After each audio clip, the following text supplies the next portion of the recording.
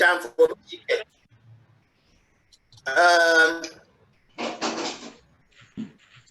Belusian yebli bita ayebi magose shine uro ya buni Afrika ayebi hi uro iku tatimin kwa nontu wewe ayebi hi uro we di injinji afam tamin mo jejeje adu kubumla.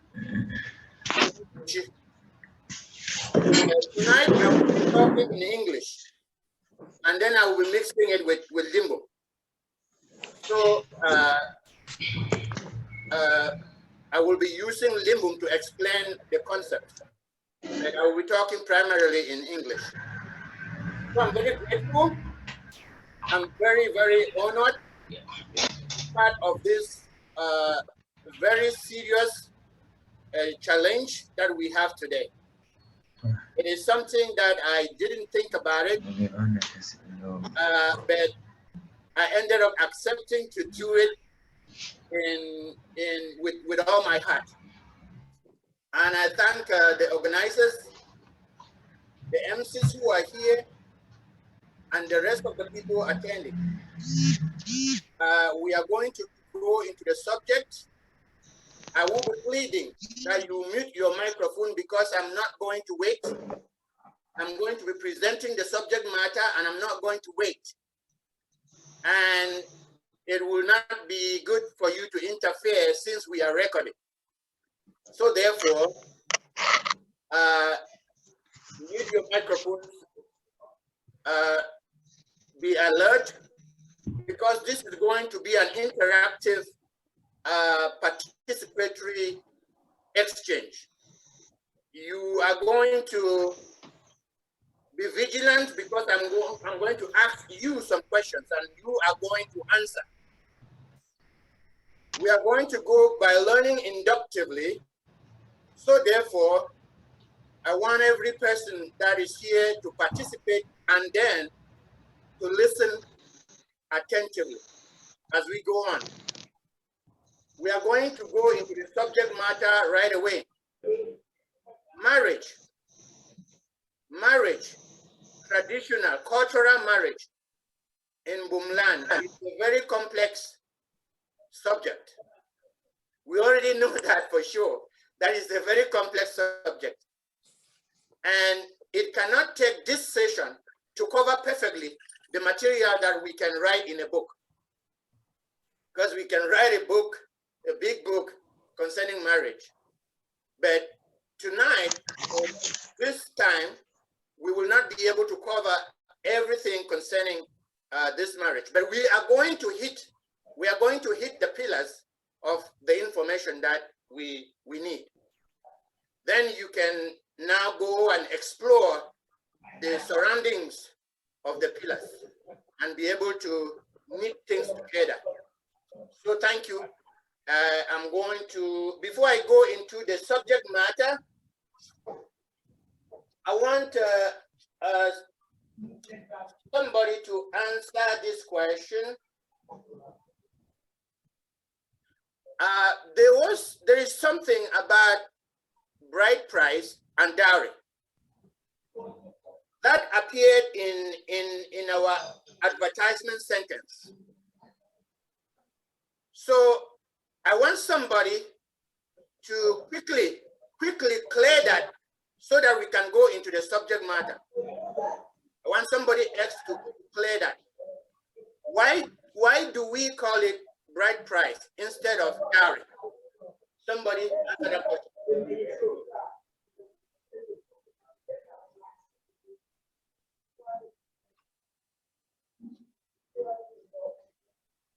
I'm waiting. The floor is open. Somebody should. There's a hand up there. Yeah, go ahead, sir. Okay, is it my hand? Yep, sure. Okay. Interestingly, within the Mbum context, as far as I am concerned, until I had to research personally, I knew dowry meant bride price. But because in our daily rule, other dowry way, odo alar kap ngwe odo dar ngwe so kap badari imlaw ye chambwan simbomi. But in actual fact, dowry in English has a different meaning, which is what the bride brings along. That is actually within the context of the British tradition or the English tradition, what the bride brings along so that the husband and herself can manage their lives with. I think when we look at the way Muslims carry out traditional marriage, something like that may be practical. But in our own setup as Mbum, I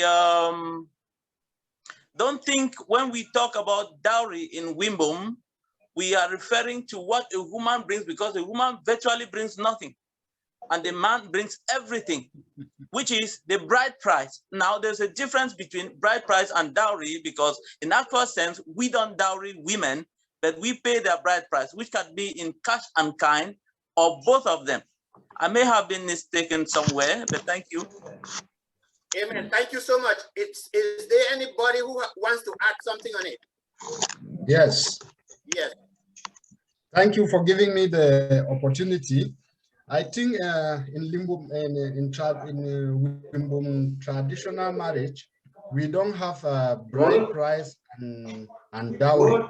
But what Mbum traditional marriage is most concerned about is the bride price, which is mostly cap that they pay. Then we also have a cap. There is another name escaping from my mind. Cap and gu and dugu is different from cap. Gu is like more when you go for the introduction, you give things to the family to say, look, I've seen something in your house and I like it. Okay, they will say, go and show this, see this particular family, give them something, give them something. But when it concerns the dowry, is what the family actually sit and decide that the husband will pay to the family. Then looking at it from the Islamic point of view too, in Islamic Muslim way, the bride price is paid to the girl directly. It's the girl who determines how much they are going to pay her as her bride price. And the family do not take the money, she takes the money. The belief is that she is the one to entertain the husband and she should decide her price. So no family member takes anything in the form of dowry. Secondly, they do what we call dowry, where the family buy things that are going for marriage. They buy your bed, they buy you chairs, dishes, and take you to your home so that you start a life with your husband. We don't want to be waiting, please. This disturbance is usually not making things go very constructive. And I hate being in a classroom where I go back and forth. Now, look at this. This is a directional word. Bride price means from groom to bride, okay? Just as simple. It means from groom to bride. Any payment.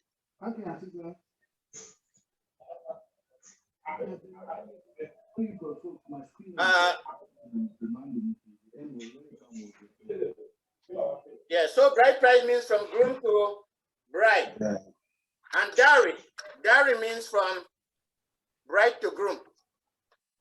Okay? Dowry means from bride to groom. And bride price means from groom to bride. So that is as simple as that. Now, I am happy Baba brought in the issue of how Islam does it, so that I can remind you of the scope of work we have to do here. We will be concentrating here on Mbum cultural marriage. I am not going to talk on Christian marriage, and I'm not going to talk on Islamic marriage, even though they affect us in our community, even though we exchange marriages, but we want to concentrate on the scope: traditional marriage, cultural marriage. Now, you have heard Edison described in clear terms, and it was very clear. we have also known the Mororo people practicing this issue of dowry. We have known the Indian practice dowry system. So we have cleared the issue of dowry. It's a directional word. Dowry means from bride to groom, and bride price means from groom to bride. Okay. Now we will be going into define Mbum cultural marriage. Okay. We want to define Mbum cultural marriage. We want to look at the definition of Mbum cultural marriage. The definition of Mbum cultural marriage is coined, I have coined it in one sentence or in one sentence. And I just want somebody to read it for me. Somebody should read this statement for me. A woman shall leave her parents and family and be united to her husband, and they shall become one family. Did you hear that? A woman shall leave her parents and family and be united to her husband, and they shall become one family. That is a statement that coins Mbum cultural marriage. The woman leaves, okay? It is the woman who leaves. It is not the man who leaves, it's the woman leaves. The woman leaves her family, and that woman gets united to her husband. United to her husband. The woman doesn't live separately. He doesn't come and live separately. He comes and unites with her husband. And that unity is in becoming one family. One family. Woman lives, unites to her husband, and become one family. Now, in clear terms, the woman leaves her family. It's the woman who leaves her family and comes to join the man's family and becomes united with his man as they unite in one family.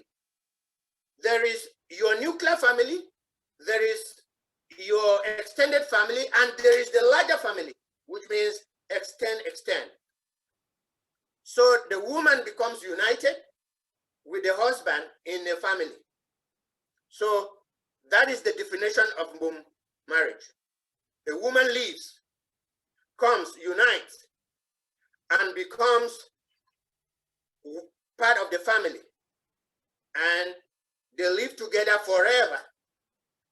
Now, there are 5 stages to Mbum marriage. And those stages are progressive, which means when you finish from one stage, you go to the next. You finish from another stage, you go to the next. So those stages are progressive. The first stage is what we call Yengwa. Yengwa means you have seen a wife. Yengwa. The second stage is called Mringni. Mringni means introduction. Okay, Mringni. All right. The third stage is, somebody read it for me. Let me test Mbum language experts. Somebody read this for me. Gigu. Gi, we call it Gigu. Gigu. All right. Thank you so much. Gigu. And then the fourth stage is Rkap. The Rkap. Then the fifth stage is Lormwa. Okay. Those are 5 stages, 5 steps, progressive. When you finish with one, you go to the next, and you go to the next, and you go to the next, and you finish with the 5th. So you start from Yengwa, to lorngwa. Well, okay, yengwa we ka duba mi lorngwa. That is how our cultural marriage goes. Now, marriage in Mbum Land or marriage in Mbum culture is tied to certain principles. But before I describe the principles, we have some 5 cultural presenting questions that I want somebody to note down, because when we shall be discussing the steps of these 5 steps, we shall be handling the questions. So there are 5 culturally presenting questions.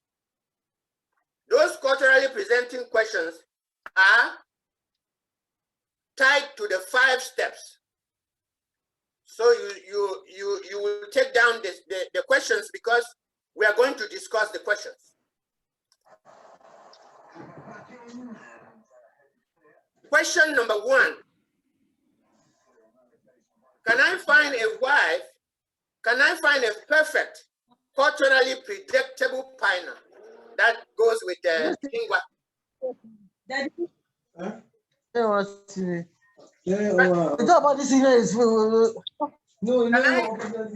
Can I find a perfect, culturally predictable partner? So note it down, we shall discuss that. That concerns Yengwa. It concerns when you want to see a wife. The second question is, what if parents refuse our union? That goes with Mringni. That goes with Mringni. What if our parents refuse our union? That's a problem question. Question number 3 is, what if I don't have enough money? That concerns Gigu. Gigu. In other words, how much is enough to get married today in Mbum Land? What if I don't have enough money? All right. Number 4, question number 4. That concerns the cap. Do Mbum people sell their daughters into marriage?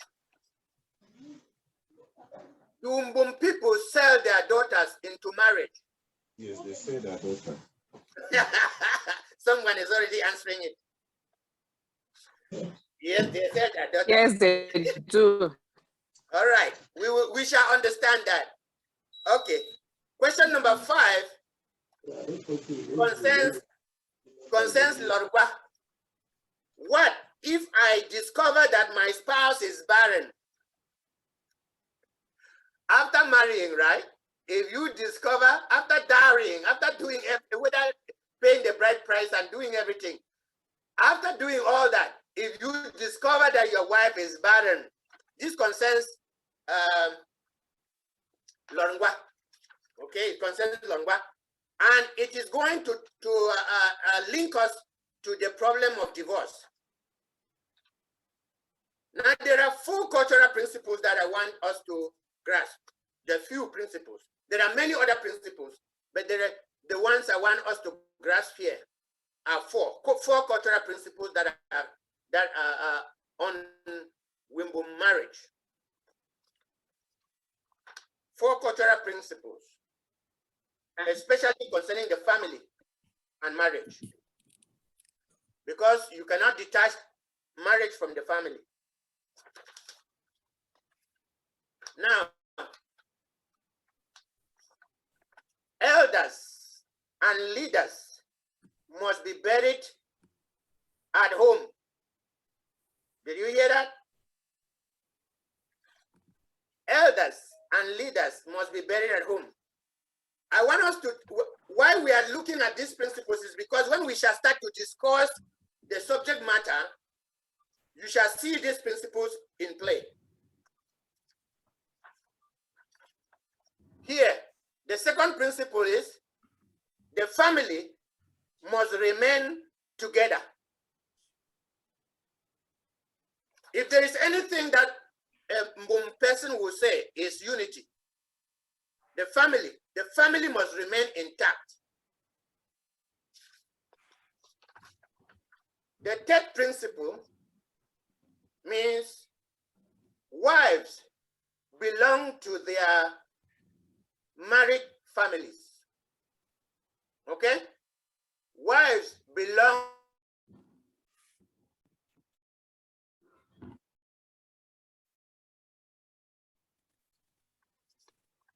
The fourth principle, which is the last, is the man's properties belong to him and the larger family, meaning his larger family. His wife's property belong to him and his larger family. Now there is a big question that you want to ask me, whether women own properties. All right? So those are the principles, 4 principles that we are looking at. Now, is marriage even important? Before we start to discuss the steps, is marriage even important? Why should we marry? Now, why is this question very important? It's important because we are finding out that the westernization of our cultures, especially African cultures, is making marriage go now into extinction. Now, this is a very extremist statement. What I mean is this, that people are taking lightly the ordinance of marriage. As you see, people want to be single this time. And there is rampant divorce going on now, which means that people more and more want to live alone. So we must ask the question, why must Mbum people marry? Now, in Mbum culture, the first reason is that we marry for what? For reproduction. The second reason is that we marry for mutual care. And the third reason is that we marry for satisfaction. Now, look at the Western view. Look at the Western view. Look at the Western view. The Western view says that we marry for satisfaction. And then secondly, we marry for mutual care. And thirdly, we may manage reproducing. Now, why you need to know this is so that you may be able to look at how marriage is being understood, so that you understand how marriage has been brought to us, to understand it within our culture. Like the West is bringing these ideas and defining terms for us, and we are being westernized. So if you look at this reason, we marry for reproduction. In Mbum culture, we don't marry for satisfaction. We marry for reproduction. We marry for mutual care. And we marry for satisfaction. And those reasons are in order of importance. Those reasons are in order of importance within our culture. So when you find people marrying now for satisfaction, that is not our culture. When you find people marrying first satisfaction, that is not our culture. So our culture will tell you we have reproduction, we have mutual care. Care is very important because marrying means you are going to care for your husband, you're going to care for your husbands, and care for the family. right? You're going to care for your wife, care for your wives and the enlarged family. And then that will satisfy you. Okay, then you will use satisfaction from that union. Okay, so now I think I have taken more than 30 minutes. Do you want to take a break? And Yeah, before certainly. before we come to step one and start going. Yeah, right. So thank you so much for this first part of the discourse. And I will just crave on our indulgence to listen to some music. Just bear with me 1 minute.